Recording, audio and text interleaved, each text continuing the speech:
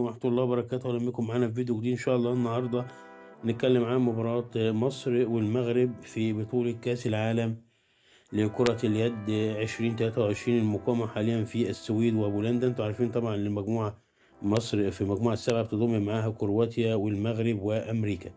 مباراة إن شاء الله النهاردة هتكون في التوقيت 7 مساء 15/1 لحد 15/1 7 مساء بتوقيت القاهرة.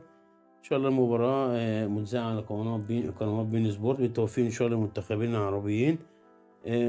طبعا بالخصوص يعني أميل أكتر إلى منتخبنا المصري إن شاء الله، وتكون مباراة شيقة وتعجبكم. طبعا الفريقين ند قدام بعض. مصر حاملة اللقب في كأس أفريقيا، والمغرب حاصلة على البرونزية في كأس الأفريقية 2021. وده كل ما لدينا في الفيديو، والسلام عليكم ورحمة الله وبركاته.